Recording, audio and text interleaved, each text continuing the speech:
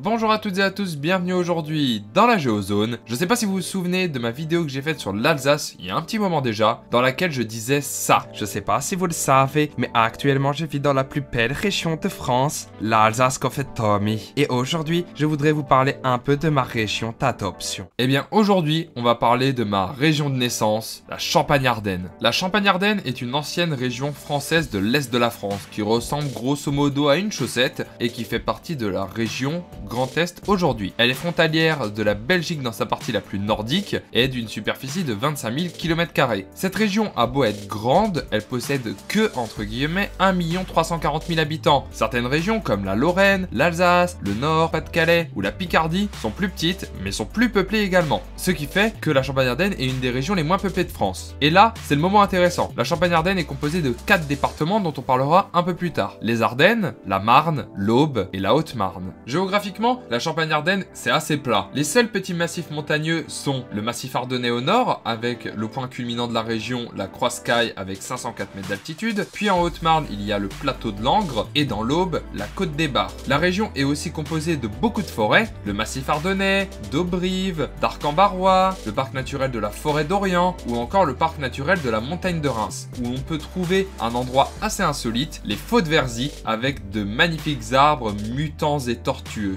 Mais la région est également traversée par de très nombreuses rivières assez importantes, comme la Marne, l'Aisne, la Meuse, ainsi que la Seine qui passe par Troyes. Et donc, comme la Champagne est la dernière région avant Paris, il a fallu créer des lacs artificiels pour protéger Paris des crues, comme celle de 1910 ou 1924. C'est donc pour ça que la Champagne-Ardenne possède des grands lacs de la Seine, les lacs Amance et du Temple, le lac d'Orient près de Troyes, et enfin le plus grand lac artificiel d'Europe, le lac du Der-Chantecoq, à côté de Saint-Dizier. Le lac du Der est le deuxième lieu le plus visité de la Marne après Reims avec 1 100 000 visiteurs en 2005, donc ça a sûrement dû augmenter en 10 ans, avec 5 plages aménagées ainsi que la possibilité de faire plein d'activités nautiques comme de la planche à voile, du paddle ou encore du ski nautique. Bon, maintenant penchons-nous sur les 4 départements de la Champagne-Ardenne. Au nord, nous avons les Ardennes avec 275 000 habitants, soit 1/5 de la population de la région, avec comme préfecture Charleville-Mézières, ville sur les berges de la Meuse avec 46 000 habitants, connue pour la place du Cal, le musée Arthur Rimbaud ou le Festival mondial des théâtres de marionnettes. Les autres grandes villes du département sont Sedan, Rethel, connu pour son boudin blanc, Revin et Givet. D'ailleurs, comme vous l'avez remarqué, Givet se situe dans cette petite avancée en terre belge que l'on appelle la pointe de Givet. Juste en dessous, c'est la Marne, avec 570 000 habitants, soit 42% de la population de la région. La préfecture, c'est Châlons-en-Champagne, en plein centre du département, mais la plus grande ville du département et de la région,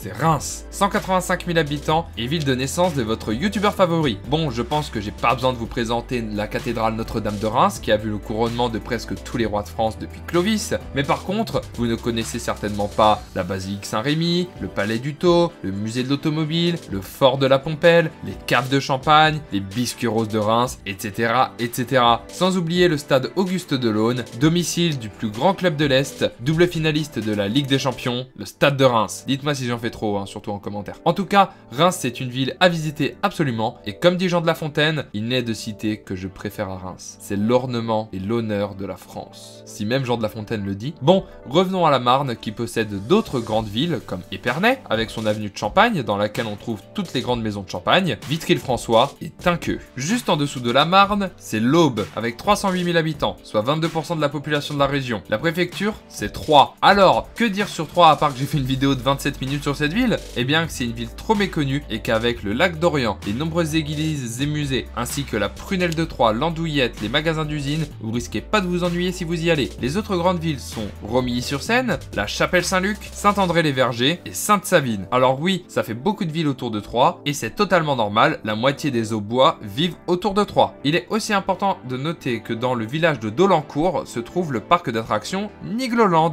avec plus de 650 000 entrées en 2018. Et enfin, le dernier département de la Champagne-Ardenne, c'est la Haute-Marne, avec 178 000 habitants. C'est le département le moins peuplé de la région, représentant uniquement 16% de la population. La préfecture, c'est Chaumont, mais la plus grande ville, c'est Saint-Dizier. C'est dans cette ville qu'a été créée la marque de glace Miko, et à part ça, pas grand chose à dire. En même temps, elle n'a que 25 000 habitants. Et à part Chaumont et Saint-Dizier, les autres grandes villes sont Langres, que vous connaissez si vous regardez la météo régulièrement parce que c'est une des villes où il fait le plus froid en France, mais aussi Nogent, connu pour son industrie de coutellerie, et Joinville. Bon, comment parler de la Champagne-Ardenne sans parler de champagne? Le champagne, cette sublime boisson, souvent imitée, jamais égalée. Pourtant, il y a un cliché tenace sur le champagne, il n'est fait que dans la Marne, autour de Reims et Épernay, sauf que non. Il y a de nombreux vignobles, la montagne de Reims, la vallée de la Marne, la côte des Blancs, la côte de Cézanne, Vitry-le-François, ou encore la côte des Bars dont on a déjà parlé avant. Donc oui, il y a du champagne venant de l'Aube, des Ardennes, de la Haute-Marne et même de l'Aisne. Et tout comme l'Alsace, la Champagne n'est pas une région vide d'intérêt. De grands hommes viennent de Champagne-Ardenne, comme Jean-Baptiste Colbert, l'un des plus importants ministres de Louis XIV, Denis Diderot, auteur de la première encyclopédie, les éditeurs Albin Michel et Louis Hachette, Étienne Eumichen, l'inventeur de l'hélicoptère et du stromboscope entre autres, Dompère Pérignon, l'inventeur du champagne, Patrick Poivre d'Arvor, présentateur télé, le poète Arthur Rimbaud, Albert Uderzo, le créateur d'Astérix, le dernier vainqueur français de Roland Garros, Yannick Noah, ou encore le champion du monde de football, Djibril Sidibé, sont tous des Champardonnais. Mais la Champagne-Ardenne n'est pas une région avec une forte identité comme peut l'être l'Alsace, la Bretagne ou l'Occitanie. Pourtant, dans toute la Champagne-Ardenne, il y a un patois que l'on appelle le patois champenois. Alors, c'est pas une langue totalement différente du français, mais plutôt l'utilisation d'autres termes. Par exemple, ça c'est un crayon de papier, un crayon à papier ou un crayon de bois par exemple, mais dans la Marne, on dit